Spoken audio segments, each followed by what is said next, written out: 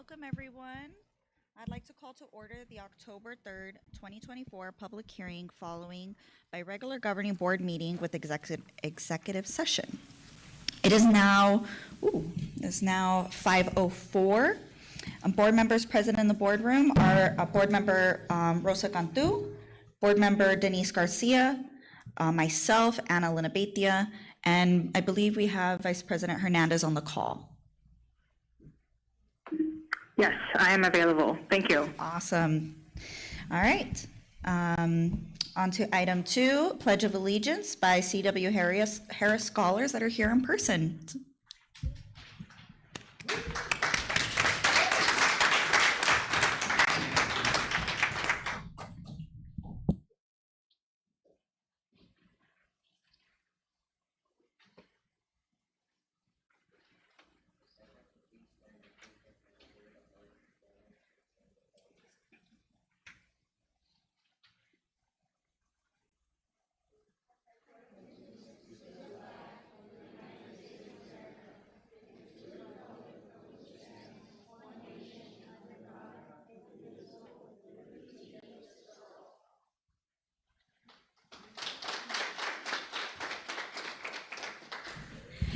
Thank you to our scholars for our Pledge of Allegiance, and thank you to the parents for allowing them to come and being here with them tonight. We really appreciate your presence. On to item 3, our land acknowledgement. The Cartwright School District is located on the ancestral homelands of the Hohokam, Akimel, Otham Jewett people, ancestors of the Salt River Pima Maricopa Indian Community, or SRP-MIC. We acknowledge the rich oral history, culture of these communities and their ancestral ties to the land. On to item 4, a moment of silence honoring former Cartwright Superintendent William Sullivan, introduced by Mr. Victor Hugo Rodriguez.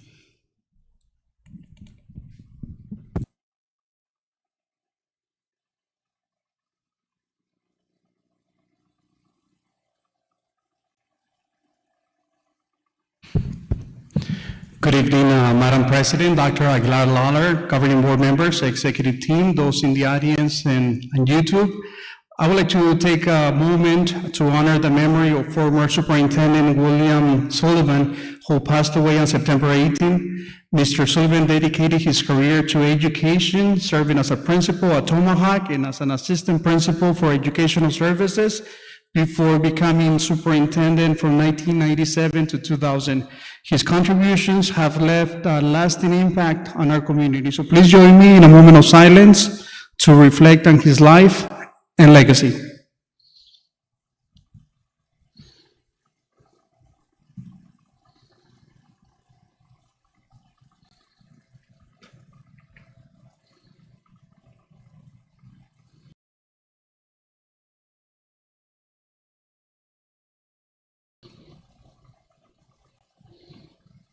Thank you. Thank you. All right, on to item 5, adoption of the agenda. I'd like to make a motion to adopt the agenda for the October 3rd, 2024 public hearing followed by regular governing board meeting with executive session. Do I have a second? Second. Thank you. I have a motion by myself and a second by board member Denise Garcia. We'll go ahead and do a roll call vote. Board member Cantu, how do you vote?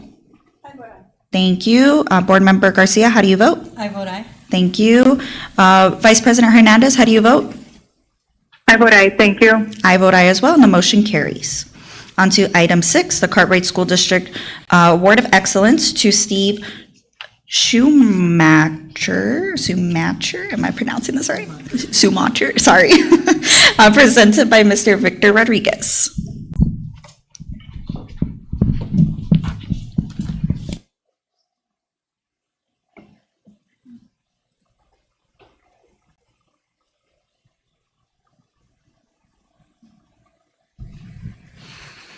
Good evening again, Madam President, Dr. Aguilar Lawler, governing board members, executive team, those in the audience and on YouTube.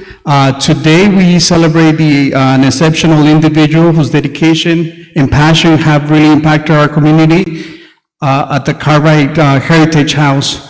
Mr. Steve Schumacher, his commitment to renovate this historic landmark has truly energized our efforts. By serving on the board and guiding our initiatives, he has been able to facilitate the connections with ASU Public History Department, but also linked us to broader historic rehabilitation community in Phoenix.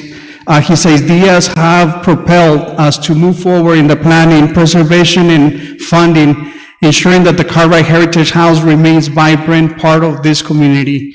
Moreover, his passion for local history inspired the Cartwright community to deepen their appreciation for our rich heritage.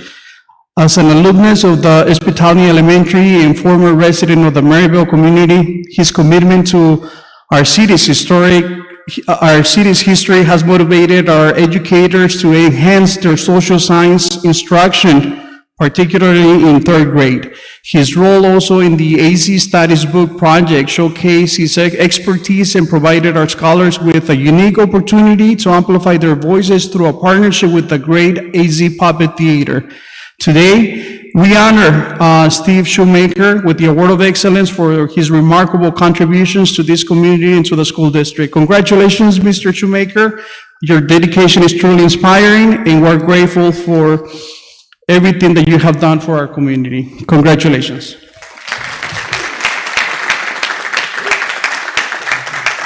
Thank you, Victor. Appreciate it. Oh, you say something. Oh, well, thank you, Victor, and thank you, Dr. Aguilar Lawler and Andrea, Dr. Medrano, all the other people involved with me. I'm really humbled and blessed to be a part of this group, having grown up in Maryvale and just recently discovered that this is actually the 70th anniversary of the groundbreaking of Maryvale as well. So another reason to celebrate. But I'm really humbled, and I just honestly say thank you very much for all the cooperation and help and insights and education that I'm gaining on the part of the Cartwright family, spirits that have called out to us, as well as Dr. Aguilar Lawler and her entire team. So thank you very much for this honor. I appreciate it. We're going to take a picture. I'm going to ask the superintendent and board members, Madam President, if you can please join us here for just to take a picture. Sure. We're going to have you stand maybe on this. Okay.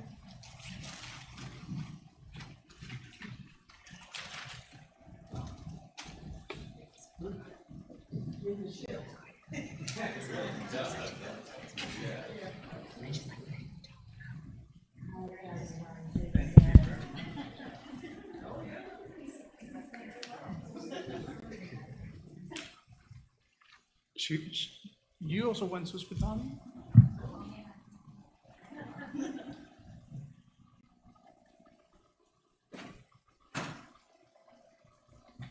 Thank you so much. Thank you. I appreciate it.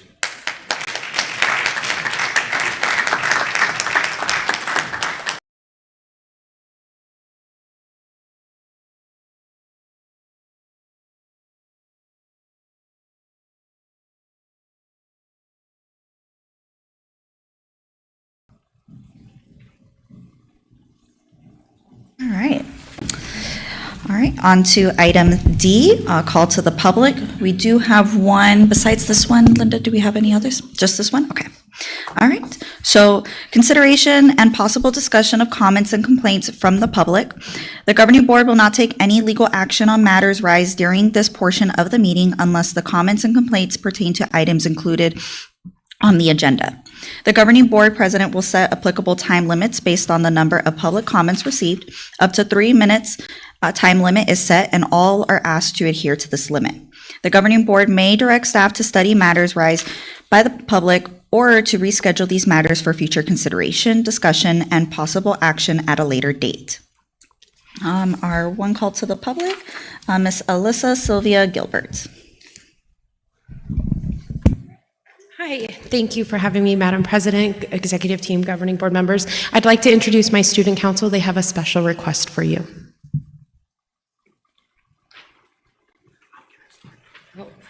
And my amazing math teacher, Mr. Ramon Lopez. Adrian. Good evening, everyone. My name is Ramon Lopez, and I am the 8th grade math teacher from C.W. Harris Elementary. I am here today to extend an invitation to all governing board members, our district leadership team, and any community member who is here present today or who are watching through YouTube. Last year, our school hosted our very first Ruby Bridges Walk to School community event. In partnership with AAA, our Homestead Neighborhood Block Watch, and our school's Wake Up Club, we gathered at nearby Watermark Park and we walked together as a community in honor of the bravery that Ruby showed 63 years ago. I am here today with our school's amazing student council. They would love to introduce themselves and share with you a little bit about our Walk to School event and why it is important that we honor, celebrate, and continue to teach and share the story of Ruby Bridges.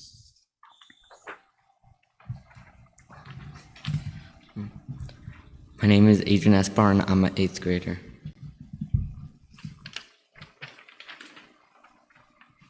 Hello, my name is Marilyn Cotto. I'm in 8th grade. Hi, my name is Sayana Flores and I'm in 7th grade. Hi, my name is Ian Uribe, and I'm from 8th grade. Hello, my name is Leilani Ramirez and I'm in 5th grade. On Thursday, November 14th, it will be 64 years since Little Ruby, at just the age of 6, made history and helped pave the way to the segregation of public schools. When Ruby first went to school, the President of the United States ordered federal marshals to escort her mom, to school every day. Teachers didn't want to teach her, and she wasn't allowed to be around all the other kids. People protested outside her school every day because they didn't want her there. The crowd threw things at her and yelled really mean things. Parents took their kids out of that school because Ruby was allowed to go there. Ruby still went to school every day, held her head high as she would walk and see people still protesting. Eventually, she was given her own teacher and was able to learn. Today, Ruby Bridges is 70 years old and considered a very important person in the civil rights movement. It would be an honor if you were able to join us this year as we continue our school's new tradition of celebrating Ruby and sharing her story. She motivates us because she shows how it doesn't matter how old you are. We can all be change makers at our school. Everyone will learn about Ruby and talk about how we can change things in our lives and our community to make them better. Thank you for your time.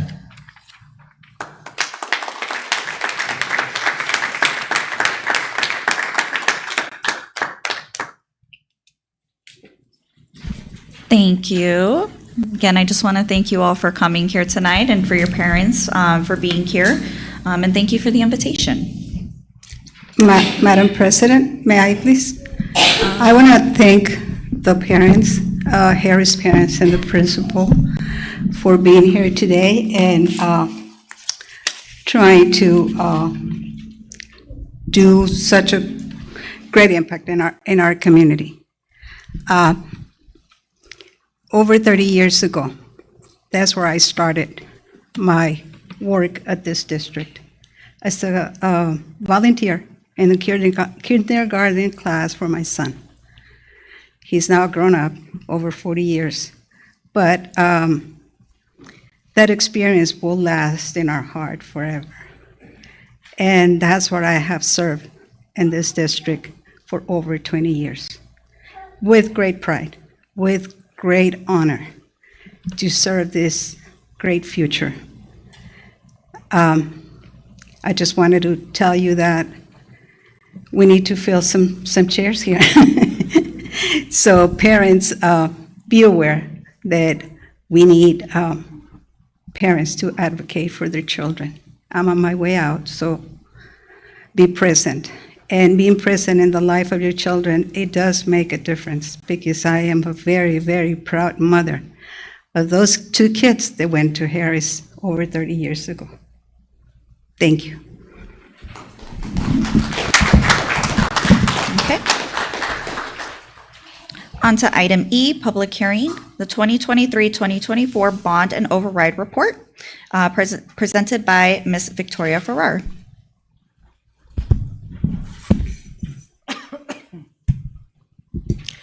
Thank you, Board President, members of the Governing Board, Dr. Aguilar Lawler, members of the executive team, and everyone in attendance. This is our annual required bond and override report. This is due to the public by October 15th of every school year for the funds that we spent in the previous fiscal year for all of the initiatives that the voters approved that we spent in that year. And Christian's going to help me with the slides. Thank you. The one big takeaway that you will notice from this presentation is that almost all of our funds for last school year were spent on student safety. Student safety became a huge priority, especially in the aftermath of Uvalde's incident in Texas. And we knew we had to do something to make sure that our scholars and staff and community members that were on our campuses felt safe and protected at all times.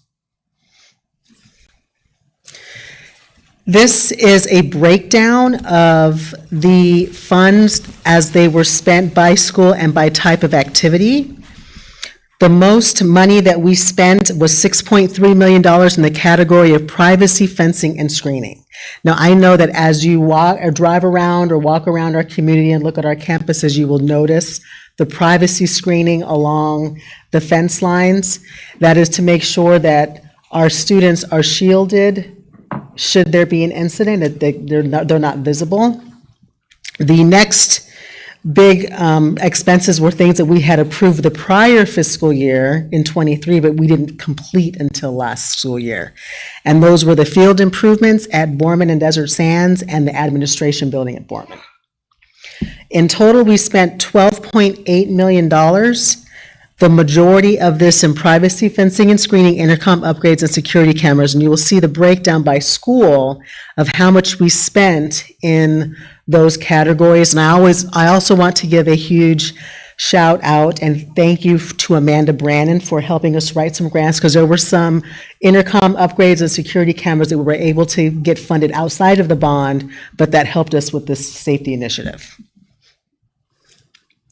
So in total, on safety was $8.58 million out of our $12 million allocation or authorization for last school year.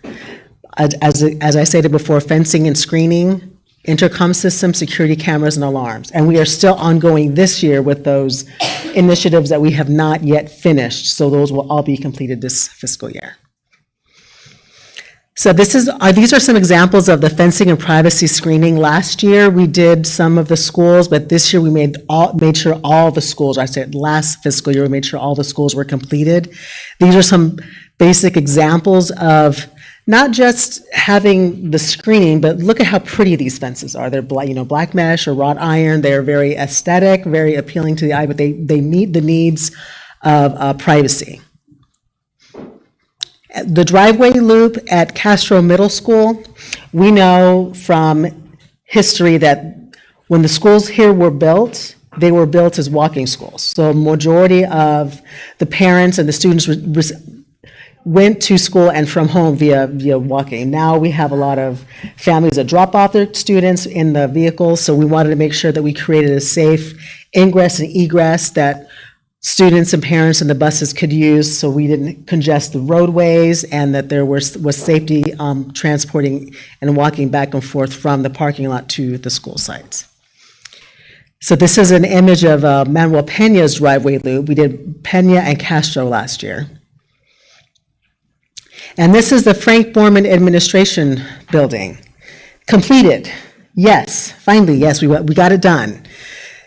And as in the background, the back photograph you'll see are the bleachers that we installed at Borman as well. So in sum, we were given by the voters, thank you voters, for allowing the school district to spend $60 million. And of that, all of our bond sales are finished. So what we have cash in hand is what we have left to spend. So we will not be doing another sale. This was our last February and March of this year. So we've got this next year to spend all those funds to make sure we get all of our projects completed. And next slide. Now, this is moving on to our override expenditures. Class size reduction is the majority of the dollar amount spent on our override. We have a 15% override. Full-day kindergarten is always a big one because the state only pays half-day kinder. So we, in essence, we have one extra kindergarten teacher per class, how the math works out. Math, instrumental music, and strings, and art. So our special areas are very important to our scholars, and they're very important to their learning, and that's, we pay for their salaries and benefits out of the override. We also do supply some supplies out of the override funds, manipulatives, headphones, testing, snacks, and it's only about 2% of the allocation for our bond that we set aside for instructional materials. And that is all I have to share today. Thank you. All right, do we have any questions or comments from the board? Yes, Madam President, Dr. Lawler. Go ahead, Board Those Member Cantu. present in the audience, and those, I believe we're streaming, right? Present on YouTube. I have a question, Mrs. Farrar. The screen on the fences, what is the life expectancy of that particular material? Actually, I'm going to let Dr. Medrano answer that question. Madam President, members of the board, Ms. Cantu, the life expectancy on the privacy screens, I believe, are anywhere from 10 to 12 years. So in 10 to 12 years, we need to replace them again, or they come with the warranty, or how does that? Yeah, I would have to research the exact terms of that to give you a more accurate answer, but just in our conversations when we did the project, that was the number of years that it was provided to me. Okay, thank you, Mr. Medrano. And I would like to add to that, the cost of the onset, the upfront cost includes the frame itself. So when the screenings are damaged, which we have had some so far this year, we just replace the screen. We don't have to replace the entire fence.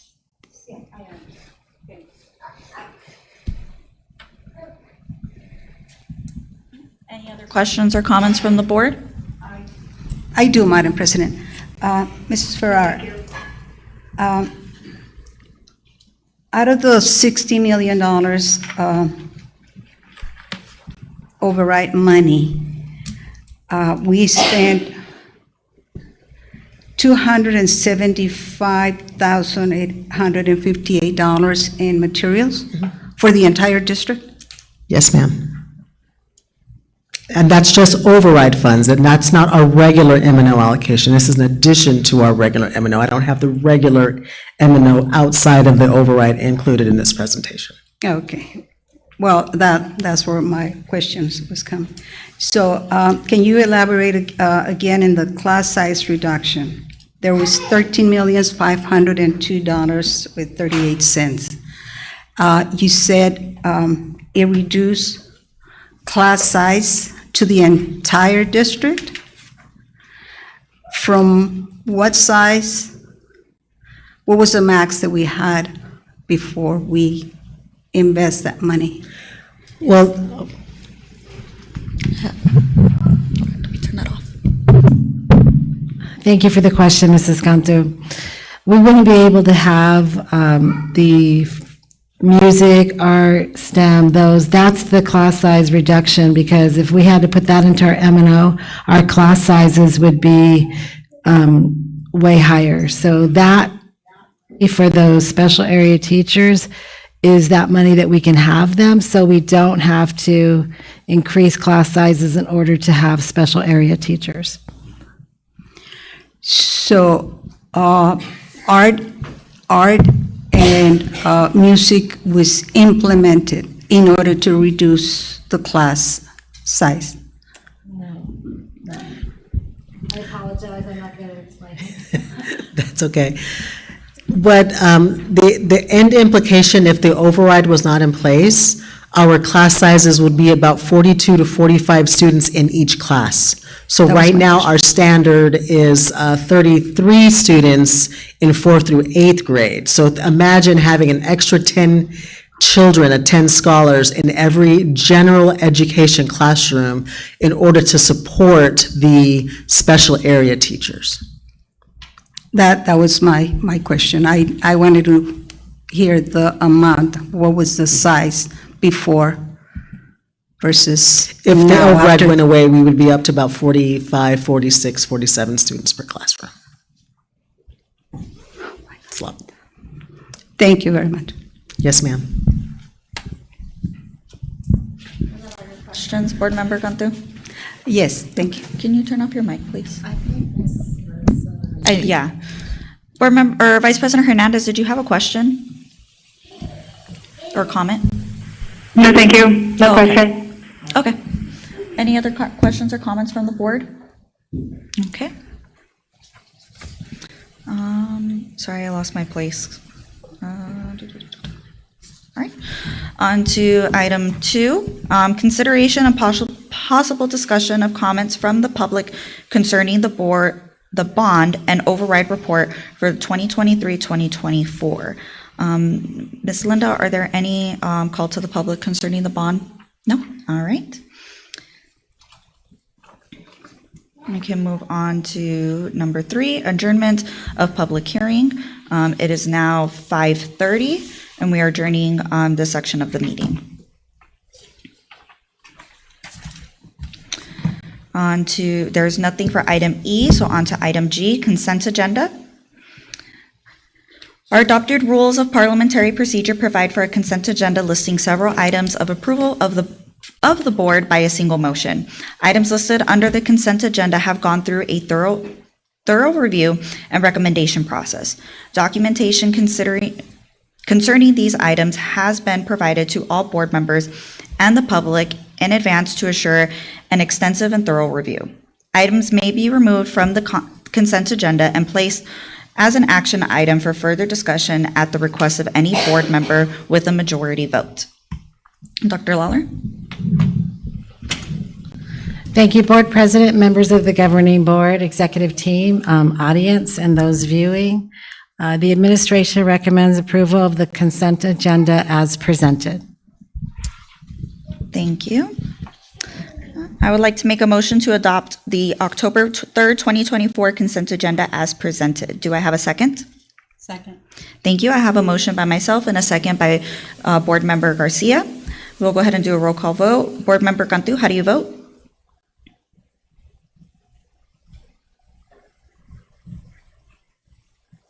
It's okay. Madam President, I will vote nay, and the reason for my vote is that I didn't get this information on time to review it.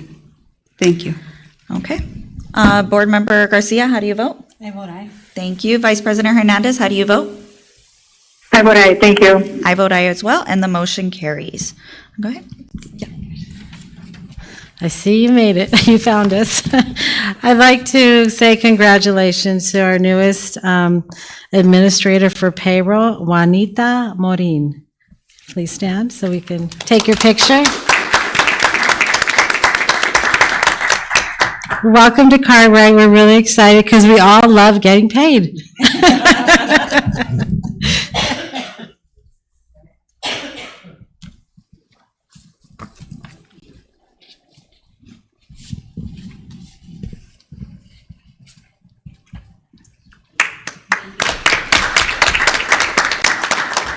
Thank you and welcome. All right. I'm sorry, I'm in the wrong spot again. There we go. All right, on to item H, action items. Approval of the 2023-2024 annual financial report, fiscal year 2024 and 2023-2024 school level annual financial report, fiscal year 2024 I would like to make a motion to.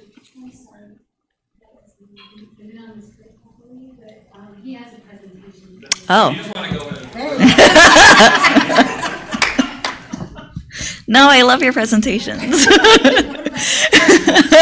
Presented by Mr. Derek Etheridge. Good evening, Madam President, governing board members, executive team, and all those in the audience. This is our annual financial report presentation. So going into, Christian, next slide, please. So thinking about the annual financial report, these are obviously the financial reports of the district. This is different, though, than the budgets. So you know we bring the budgets, the proposed budgets in June, they adopt the budget in June, and then we have revised budgets possibly in December, possibly in May. Those are that's what we anticipate to spend. These annual financial reports are the summary of what we actually did spend. So this is kind of the autopsy of the finances here. There's nothing we can do about it now. This is kind of what we spent. There are several different AFRs here. So there is the general AFR, which is what I'm going to present, but there's also some like classroom site funds, desegregation funds, food service, K-3 reading, and the school level AFR. So they're all different ways of presenting similar information.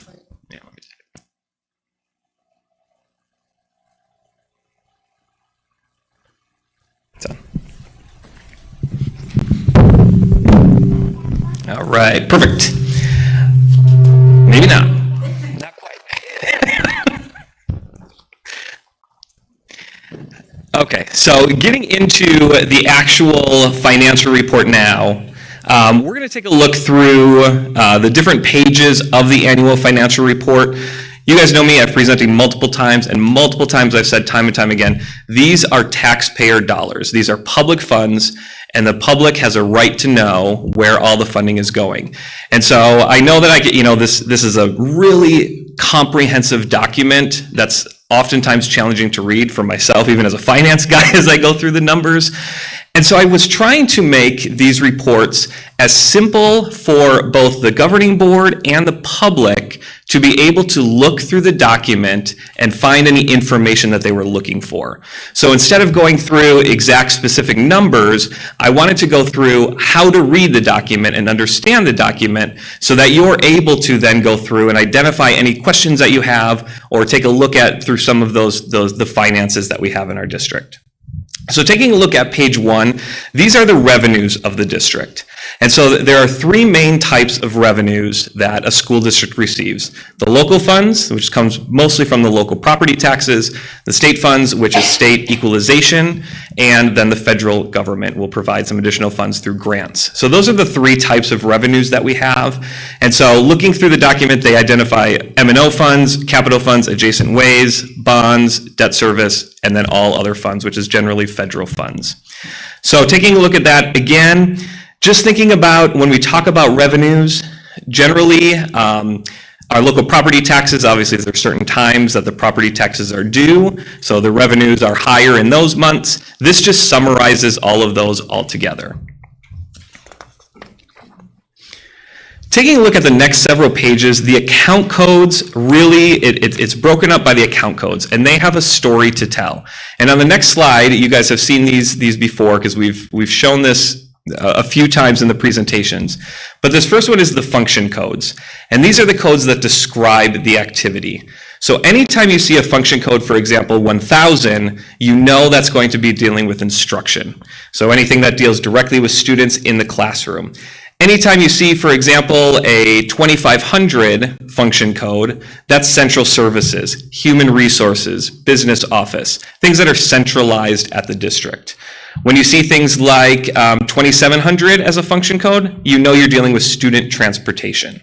So this is a nice chart that you can take a look at to identify what those function codes mean. And when we get to the actual document, you'll see what I'm talking about there.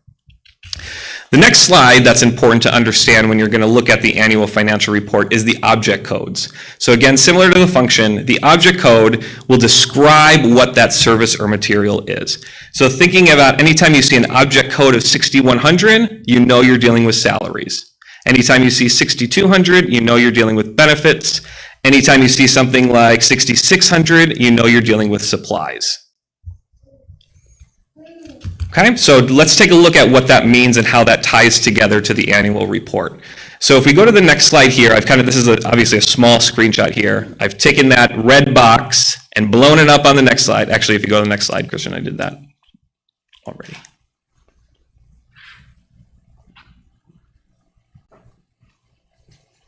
There you go. So this is that red box right here. And so taking a look at, for example, if we look at on the left-hand side, that's your function. So we see that function 1000, which talks about instruction. And on the top, across the top, those are your object codes. So we talked about things like salaries were 6,100. So if you look at that first red box of the 32,123 and some change, that is instructional salaries. So teacher salaries. So that's all the salaries that go into instructing students. Also, instructional assistants, for example, who work directly with students, those would be included in those salaries, and that's the salary amount. Taking a look at like the bottom red box there, so the 4.6 million or so. Again, if we take a look at what our function code is, that's a 2600, so that tells me operation, maintenance of plants, safety, security, those types of things. And then purchase services is my object, the 6,300, 64, 65. And so those are going to tell me things like, I need some type of purchase service for the operation and maintenance of our buildings or our grounds. So things like utilities, repairs and maintenance, all of those types of things, that's going to tell me that we spent in our M&O fund 4.6 million to maintain our buildings and operate our buildings. Similarly, on the right-hand side for the box, if we take a look at our function of 2,100, this is dealing with student supports. In this top box, this is generally like health supplies, because the other things that fall under 2,100 are like psychologists, OT, PTs, those, but those are documented separately halfway down the page in the special ed. So this really is just dealing with function 2,100, so student supports, and our object code 6,600 supplies, which tells me that that's 35,000. Generally is usually nurse supplies, but any sort of student supplies, student support supplies, not instructional supplies, because that would be right above it under instruction. These are the student support supplies. Okay, so that's just a read, and then going through a lot of, as we go through more of the pages, we take a look at, this is the classroom site fund money. So this is, if you recall, the voters approved in 2001, the 301 money, and the legislature, it lost kind of the voter authority 20 years after, and the legislature picked that fund up. This is what's causing a lot of the issues with the aggregate expenditure limit. But they identify here, you can identify the classroom site fund amounts in here. Similarly, as we did on that first page with M&O, on the left-hand side is going to be your function. Across the top are your objects, and you can identify there through there. But overall, the actual expenditures there were about 8.2 million out of our classroom site fund. Next page, again, similar as what we just talked about. So we take a look at the rows as being our functions and the top being our objects. This is our unrestricted capital account. So these are the capital accounts that we have. And so when we take a look at the top of that, and we take a look at the overall expenditures in capital, it was about $10.1 million through that. And then on the bottom of that page, it breaks it up actually into capital, into bonds, how much we spent for the bond, how much we spent for adjacent ways as well. Okay, when we look at page 5 for the federal and state projects, this does start to get a little bit different when we look at this. And this, when we talk about fund balance. And so in governmental accounting, and so school districts are, part of the government, we look at fund accounting. And so each bucket of money, when we talk about M&O, capital, adjacent ways, Title I, Title II, they're all different buckets of money, and they're all used for different purposes. And so from an accounting standpoint, how we monitor that is through what's called fund balance. And so we start with our beginning fund balance, so how much money did we have in that bucket to start? We add whatever revenues came in for that fund. We subtract whatever expenditures went out, If there's any sort of transfers, so for example, we can transfer certain federal dollars over to what's called our indirect cost fund, which is just the fund that the federal government allows us to move into that indirect cost fund for certain things like if you're holding an after-school program, you're using more electricity, you're using more air conditioning, you're using, payroll has to process more time cards, those kind of things. And so they set that aside and they allow us to do that in the indirect cost fund is what that's called. But that's another fund that we have. And so when we look at any of these, the funds that we'll look at, it's all through beginning fund balance plus revenues minus expenditures plus or minus transfers, depending on what it is going to equal our ending fund balance. Okay, so on the next slide, that's what we get into for our federal and state projects. And these numbers, as you go down the list, you're going to notice our ending fund balance is negative. And I think when we take a look at that, oftentimes we think like, it's a bucket of money, it shouldn't it be full? We don't want it to be negative. But remember, a lot of our federal funds are reimbursable funds. So we spend the money first, and then they reimburse us the money. So it is very common and actually correct accounting to have a negative fund balance in those funds because then we receive the money later. So that's why the federal ones you'll see as a negative fund balance. We don't want things like our M&O fund or capital fund to be negative, which is not. And then finally on page 6 of the annual financial report, they go through all of our other funds. And so if you recall in some of my previous presentations, we talked about the difference between budget-controlled funds and cash-controlled funds. Budget-controlled funds are those funds that we are provided an allocation from the state or the federal government based on some formula. So of course, like when we take about our M&O funds, the state is giving us a formula per pupil, students, add in some group B weights, some transportation, different things like that. So they give us that allocation, that formula. So that's budget controlled. We can spend up to the budget regardless of what kind of cash we have in the bank for that. Other funds are cash-controlled funds, so things like gifts and donations, auxiliary funds. When we talk about some of those types of funds, those are cash-controlled because we can only spend what we have in the bank. So adjacent ways would be another example of that. The money we raise for adjacent ways is the money we can spend. There's no formula or allocation for that. And so these other funds in page 6, those are mostly cash-controlled funds as we go down the line and look at some of those. So this is kind of we talked about M&O, classroom site, capital, federal funds, and then this is kind of the catch-all, all in the, what do they call it? The kitchen sink, page of everything else for our funds here. But they run the same as the other funds. We have a beginning fund balance, add in our revenue, subtract our expenditures with our transfer, and that gives us our ending fund balance there. Okay, on the next page, when you take a look at the next page, then we get into the annual financial report of just really taking a look more at some general information. So they kind of talk about bonds, what kind of bonds we have outstanding. They take a look at the district assessed value for our tax rate. Take a look at classroom expenditure by category, because if you recall, come a couple months from now, the Auditor General will release their classroom spending report where they say, here's the percentage that was spent in instruction, the percentage spent in student support, it's spent in administration. And so this report right here is where they're getting those numbers from when they calculate that. They also talk about things like average teacher salary on here, and then they've broken it down into being really specific when it comes to the average teacher salary. I think what was happening is that districts were reporting in very different ways, adding in like extracurricular activities, some were, some weren't. And so it was very hard to compare across districts the average teacher salary. And so they've really made it pretty strict in terms of how you code certain expenditures so that everybody is more on the same page with average teacher salary. That is required this current fiscal year. So last fiscal year it wasn't, but we still had to report it that way. So we did our best to break it up, but this year we have to follow the certain guidelines that we have moving forward there. Okay, and then on page 8 of the annual financial report, they have some gifted information in there, so just taking a look at the gifted information. They also have the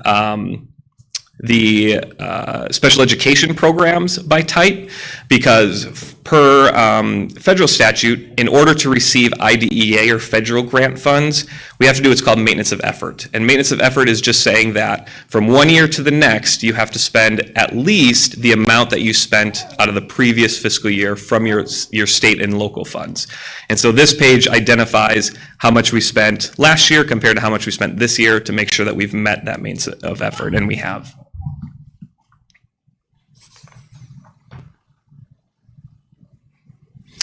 And then page 9, next page, there you go. This is just kind of a summary of what we already talked about, just in a different way so that they can report it to the federal government. And then page 10, when we take a look at page 10, that's COVID reporting. That will go away in the next couple of years, thankfully. But as you know, the COVID funds, as of, 3 days ago, needed to be expended and done, and I'm happy to report that we brought that down to 0. So we spent every penny of that to make sure we didn't have to return any of that to the federal government. So we're very proud of that, because that was excellent work for our district. And then finally, on the next page, when we look at the general AFR summary, so I know I gave you a lot of information and ways to read this report, but oftentimes people are like, okay, well, what's the meat and potatoes of this? Tell me what you want me to know, kind of thing. This summary page is where that's going to show you. So this is going to list out all of our funds, every fund that the district has, in that fund balance type report. So it's going to give you the beginning balance of each fund, which is what we started the year with, talk about what revenues we brought into that fund, what expenditures from that fund, any transfers we made to or from that fund, and then that'll turn out to be the ending fund balance. So if you're looking at kind of like, well, what's your ending fund balance in M&O? What's your ending fund balance in capital? How much money do we have left in those? This is the page that you could look at to see that. And then finally, the last is that fund balance reserve. So as we talk about fund balance and fund balance in there is, when the COVID monies came out, which was very helpful to the schools and something that the schools needed, there was a little bit of pushback from some people in state legislature that was like, well, these fund balances that you have, again, the remaining balance at the end of the year is growing, it's getting bigger, but you should be spending your money on the kids there. Well, it's because we had an influx of COVID funds that we had. So a lot of the expenditures, we had extra money that we were spending along the way and supporting those COVID funds. And so this report came out in terms of trying to determine, okay, well, what are you planning on doing then with your fund balance? So if these amounts are growing, what's your plan for that? Are you spending that next year in current things? Are you saving it, putting some aside for financial stability? What is that plan? And that's what this really lists out. And so as a district, as a business manager, one thing that we want to take a look at is we want to make sure, obviously, that we are financially stable. And so one thing that I want to stress the importance of, and making sure that that the legislature understands this, because we don't want them saying, hey, you got a bunch of money in the bank, let's take this money back. You don't need so much money next year, or we'll take some of that money back. Well, one thing we want to make sure that we stress is a couple of things. The first one is the aggregate expenditure limit is still a concern year after year after year. And thankfully, it's been waived the past couple of years, but that's not a sure thing.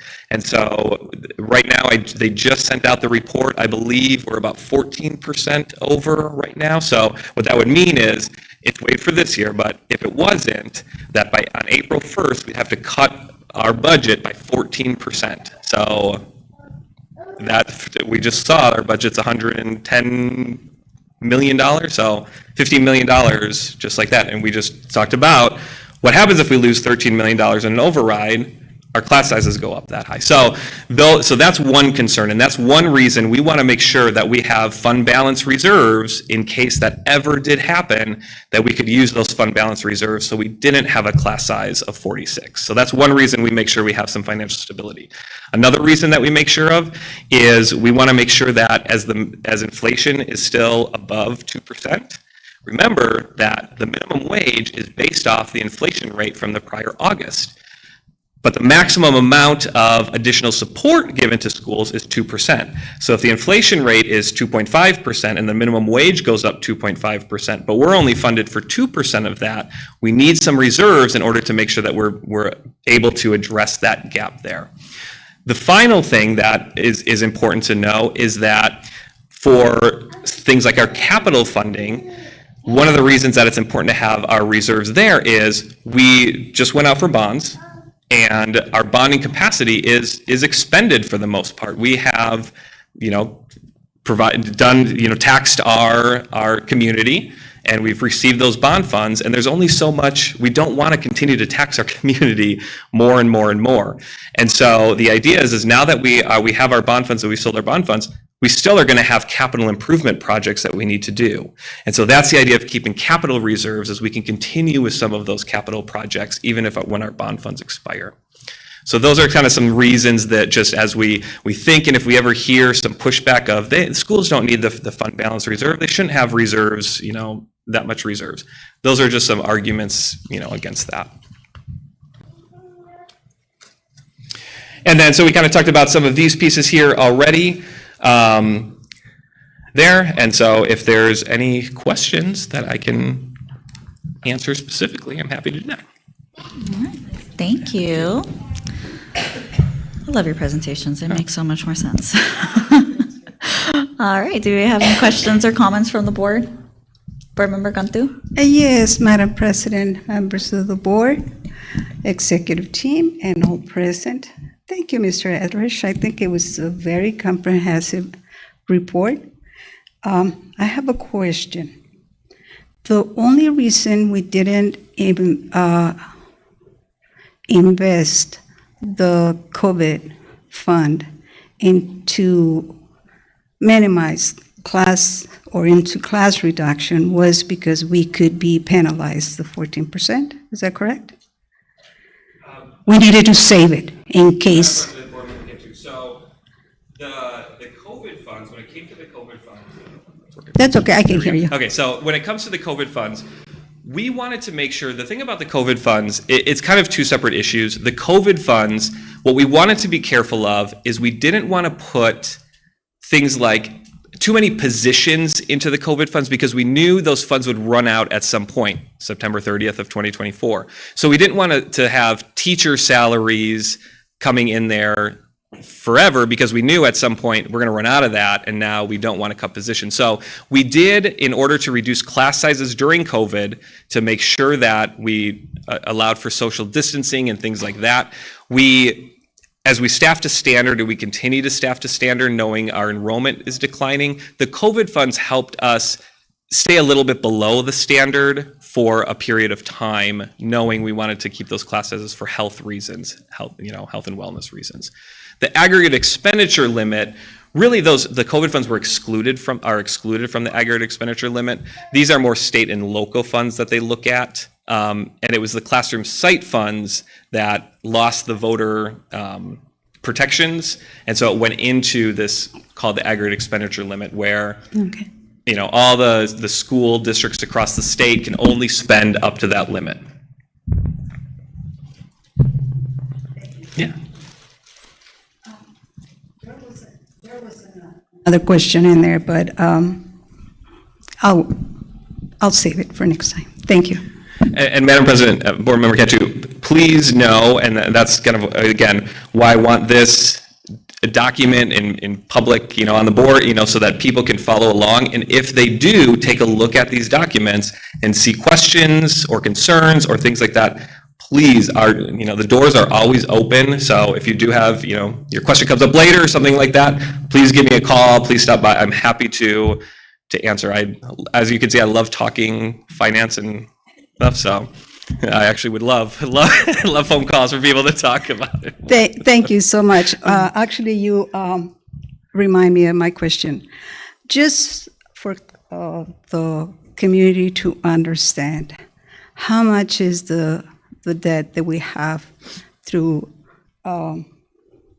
override or bond from the community? So the override's not a debt. The override is a tax on the community. The bond debt currently stands at, find that correct page.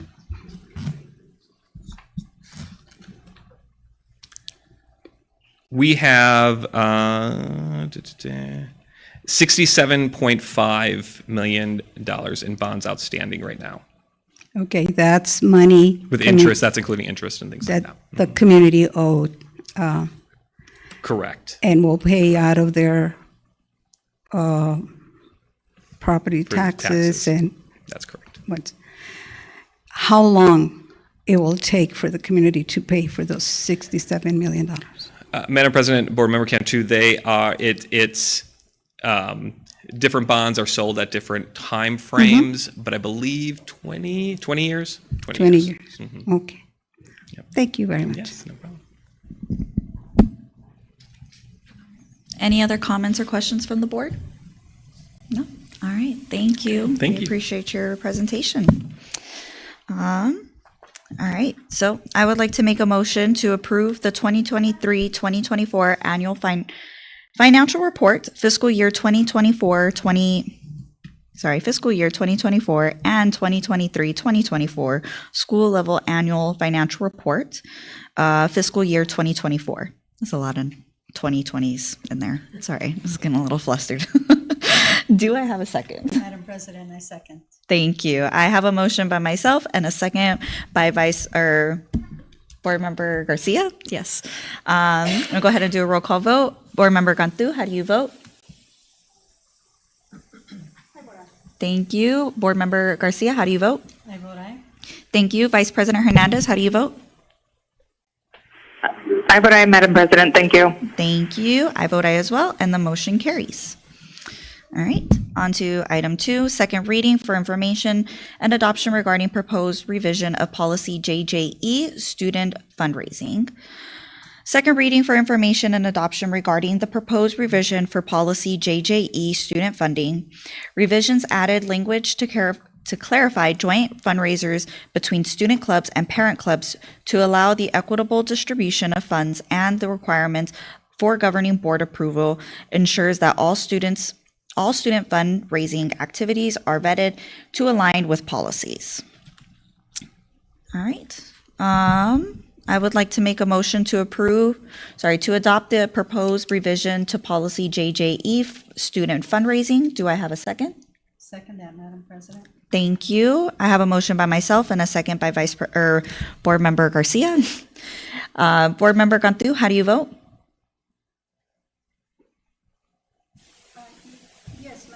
Madam President, I have a question. Dr. Lawler, can you read the policy where it goes, where we were, and what is it that we are approving at this point? Absolutely, Board President, Mrs. Cantu. So prior to this policy, fundraisers, there was a couple things. Fundraiser at the schools, the policy was that the principals could approve them. And there also was a change where if you have a fundraiser, the money that goes into the actual accounts has to be proportionate to who's running the fundraiser. So if a PTO and a student council are running it, you have to be able to say how much did the students put into it, how much did the parents, and so 50% go, if it was 50-50, 50% goes into the PTO fund, 50% goes into the student council fund. So we upgraded the policy because we want to make sure that the governing board sees those fundraisers that are actually happening at the school. And when we say vet, making sure that we're not over fundraising at the schools, but also that our governing board knows what's happening at the schools when it comes to fundraising. So before it was approved by the principals, Yes. then it had to be approved by the superintendent.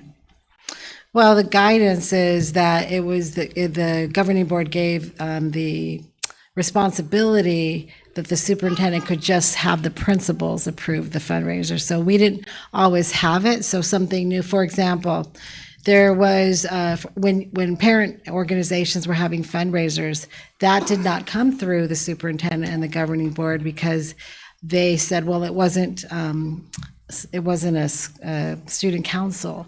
However, families at the schools were actually participating in the fundraisers.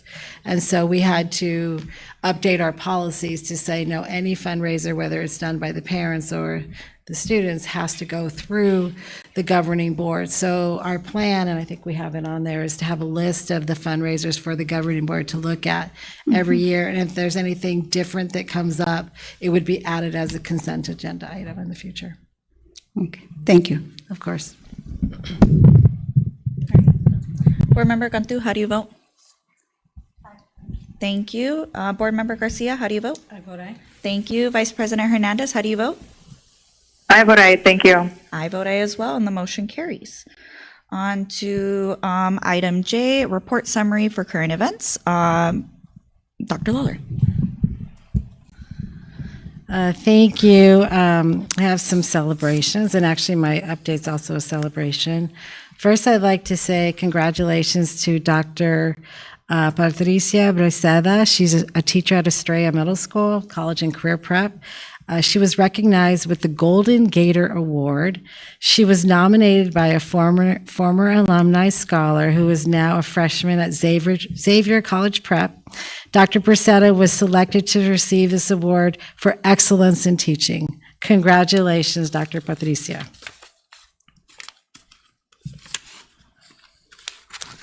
Now I'd like to ask for Victor Hugo to come forward. We are very, very proud. The Cartwright School District received the prestigious National Blue Ribbon Award for the very, very first time in Cartwright's history. And it was awarded to Atkinson Gifted Middle School. And we will, the invitation is for the superintendent, the principal, and a teacher to accept the award in Washington, D.C., the first week of November. So we're very, very proud. And Victor and his team, Victor Alman and his team, created a video of when the award was actually shared. Mr. Victor Hugo. So we were very glad to be part of this celebration. First of all, I'm sorry. Good evening again, Madam President, Dr. Aguilar-Lawler, governing board members, executive team, and those in the audience and on YouTube. We were very honored, to be part of this event, even though the announcement was made in Washington by the U.S. Secretary of Education, Miguel Cardona. We were actually here at Atkinson for the announcement, and this is basically a recap of this celebration. This is just the beginning, and we're hoping to highlight this award and use it as part of our marketing campaign to attract more students and hopefully to join us. The scholars feel very proud. One of them really took the credit, claiming that they worked really hard for this, and that's really the purpose of this award, and that's why we come to work to Cartwright School District with our purpose and with scholars in mind. So please enjoy the video.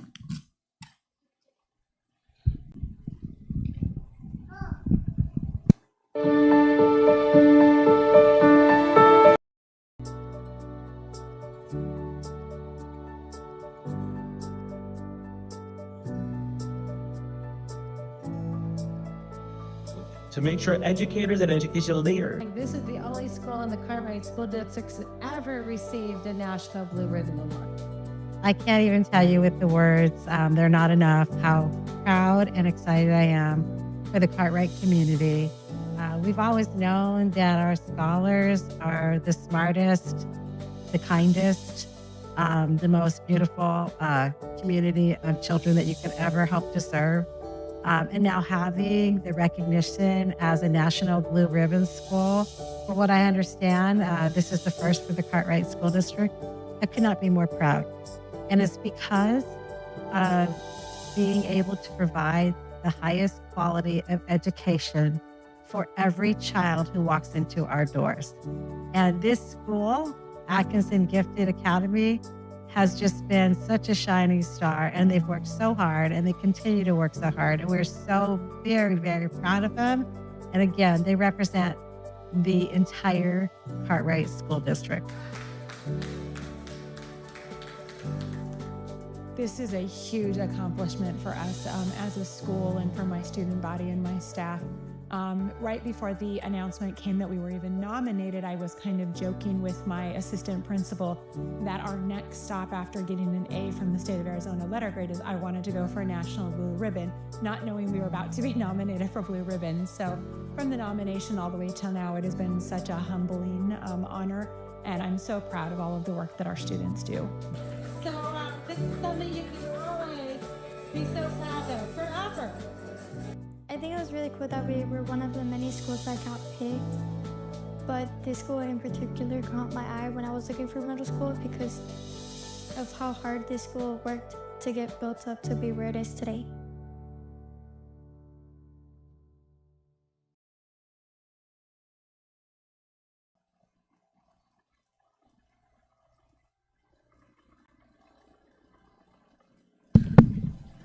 Thank you, Victor Hugo. I just wanted to also wish our principals a happy Principals Month. We're giving you fall break off for this prestigious honor. Also wishing everyone a wonderful fall break. You deserve the peace of the season, and may our weather just cooperate and get below 100. Thank you. This concludes my report. Thank you. I just have to brag for a minute. That's my school right there, winning a National Blue Ribbon. So I'm super proud, a little envious of how beautiful the school looks in comparison to when I was there. I wish I had that lounge area, but I'm glad that our scholars have such a beautiful place to learn and that, we're taking this national. So it's exciting. All right. On to item J, other information and discussion items, our art and academic displays. So our first display is Show Up. The title of the project is Show Up, Show Out with Writing. Grade levels K through 8 writing sample. The school is Glenelg Downs, principal Ms. Vivian Nash. And the description, our school is focused this year on pumping up our writing instruction. One of our themes for scholars is show up and show out. We want our scholars to show up to school and show what they can do because they are doing amazing things every day when it comes to writing. Our scholars are finding success and structure with writing, and their confidence is improving daily. We wanted to take this opportunity to share a progression of writing and what it looks like from kinder to 8th grade. I believe that might be on the other side of the wall. Yeah. So we have the presentation here.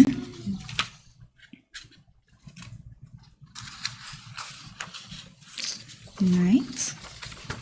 See, scrolling through, I'm gonna keep reading. So our second display, our art teacher is Amanda Duncan.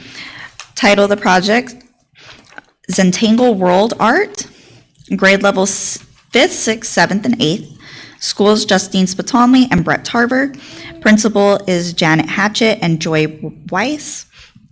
The description, during the first day of art class, scholars were asked to think of a word that described how they felt about how their summer went or how they felt about being back in school for a new year.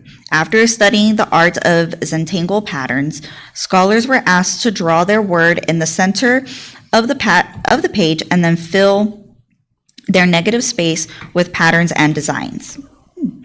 After they finished their design, scholars were able to add color to their artwork with markers and colored pencils. It's right here on the wall as well. Our third display, our art teacher is Claudia Trejo. Title of the project is Paper Pets. Grade levels 3rd. The school's Holiday Park, and principal is Deborah Kinsley. Thank you.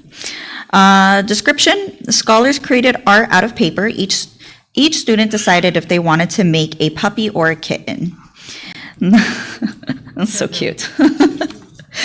The head of the animal was made with the Japanese technique of origami. The body was made with a triangular pyramid. Scholars decorated their paper pets with colorful patterns made with markers. Laurel Birch, an American artist well known for the use of bright colors and happy imagery, inspired this work. It's so cute. Thank you. Nice. All right, on to item 2, update for Affirmative Civil Rights Fair Housing Act presented by Mr. Marco Reese. Good evening, Superintendent Dr. Aguilar Lawler, Board President Abathia, Governing Board members, and Cartwright community in attendance. I'm pleased to provide you with a summary of 2 valuable partnerships that our district is fortunate to have established. The first is with the U.S. Attorney's Office of Arizona, and the second is with the Arizona Fair Housing Center. Mrs. Lilia Alvarez works as a Civil Rights Assistant U.S. Attorney enforcing federal civil laws throughout the state of Arizona. To accomplish this, she would like to engage our community outreach in a variety of civil rights issues. Her approach is analogous to Know Your Rights workshops with dialogue and questions and answer sessions. They would involve PowerPoint presentations or informal pláticas at cafecitos and principal chats. Her office does not represent individuals, but works to vindicate the civil rights of everyone in our community. She will also provide information about ways in which a person may report discrimination or file a civil rights complaint with her office. We are currently working on scheduling these informative sessions through our parent liaison, Vanessa Chavez, and Dr. Carlos Perez, our Director of SEL and Safe Schools. We will share those dates as soon as they become available. We would like to thank our board member, Denise Garcia, for connecting our district with this valuable partnership. Mrs. Carrillo Dahl works as an intake specialist for the Arizona Fair Housing Center. This nonprofit organization works to enforce and educate individuals on the U.S. Fair Housing Act, which prohibits discrimination by direct providers of housing, such as landlords and lending institutions. The organization will bring information, workshops, and resources to our families through our parent liaisons and the Center for Strong Families and Thriving Children. The workshops will include educating our parents on homeowner and renter rights, protect families against eviction and discrimination, and connect our families facing housing hardships with community resources. I would also like to add that Ms. Carrillo Dahl is also a member of the Go With The Flow organization, which recently provided feminine hygiene products to our district. We would like to thank Governing Board President Ana Abathia for connecting us with this valuable organization, and we're very grateful for this partnership. Thank you.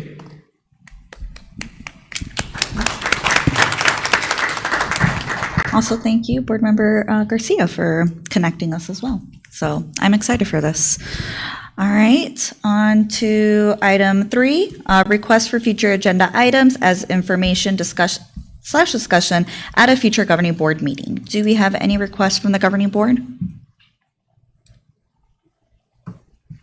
No? All right, we will go ahead and move on to item K, executive session, Superintendent Fall Performance Pay Base 2024.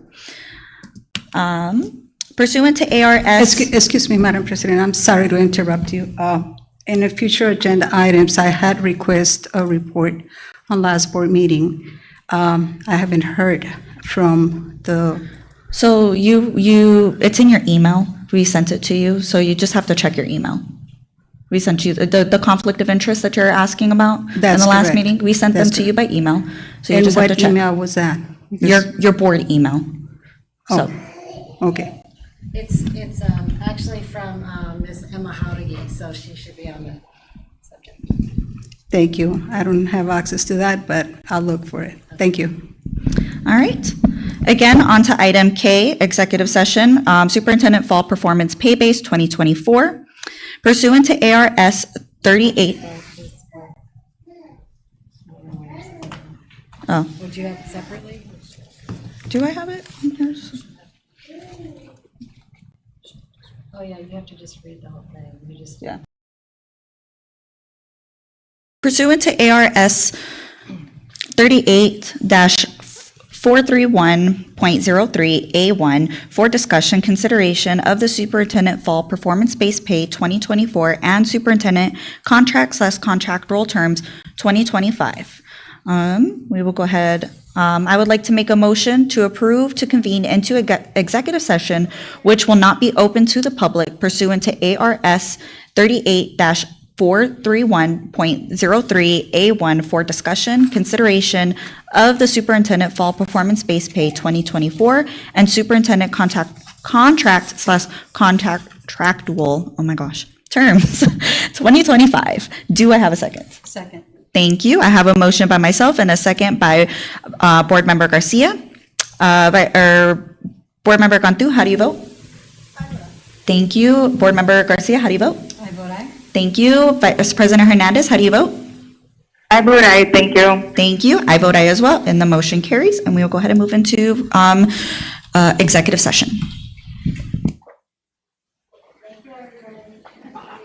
Thank you, everyone. Have a good night.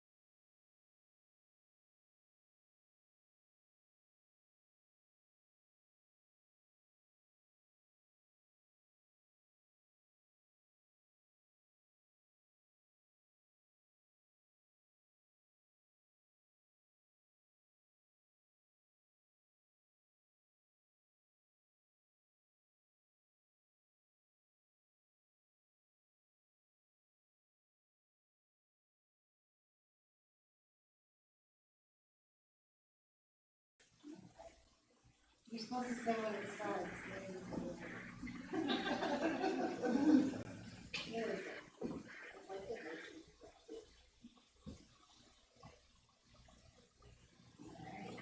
this on? All right.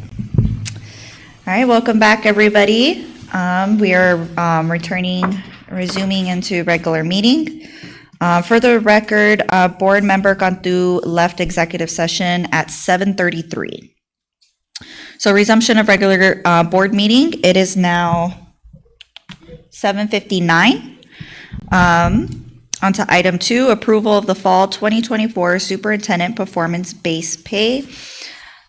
I'd like to make a motion for approval of the fall 2024 superintendent performance-based pay. Do I have a second? Second.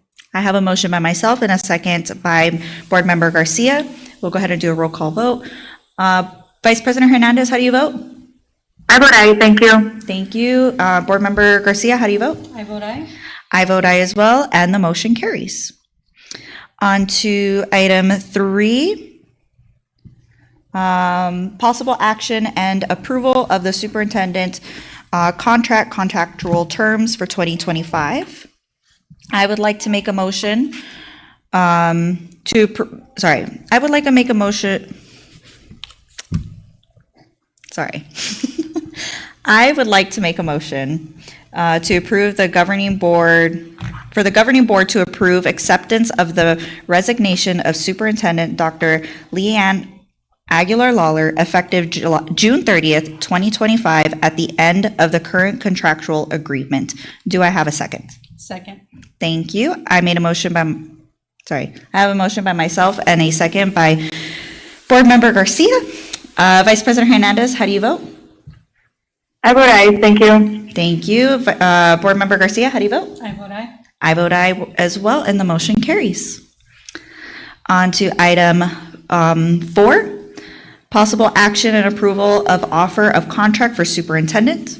I would like to make a motion for the governing board to approve the board president to offer negotiated contract terms to the designated superintendent candidate to be effective July 1st, 2025, with formal terms of contract to be approved by the governing board at a future meeting of the board proposed for October 17, 2024 at 5 p.m. Do I have a second? Second that motion. Oh, thank you. I have a motion by myself and a second by Board Member Garcia. Vice President Hernandez, how do you vote? I vote aye, thank you. Mine? Oh.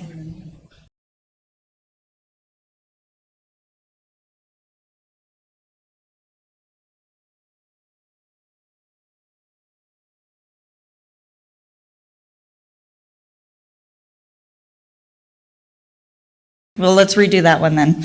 All right, so I would like to make a motion for the governing board to approve for the board president to offer negotiated contract terms to the designated superintendent candidate, Ms. Emma Howdicke, to be effective July 1st, 2025, with formal terms of a contract to be approved by the governing board at a future meeting of the board proposed for October 17, 2024 at 5 p.m. Do I have a second?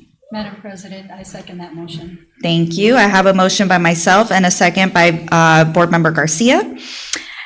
Vice President Hernandez, how do you vote? I vote aye, thank you. Thank you.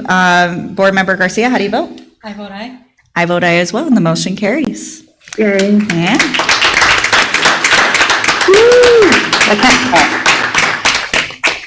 Exciting times in Cartwright. All right. We are moving over to item M, announcements of future meeting dates and other routine information concerning the governing board. The next regular governing board meeting will be held on November 7, 2024 at 5 p.m. at the Cartwright School District Boardroom or the Cartwright District Training Center. A special governing board meeting will be held on October 17, 2024 at 5 p.m.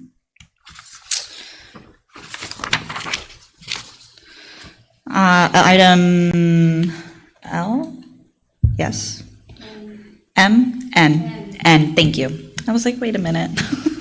My alphabet wasn't working there for a second. Thank you, Linda.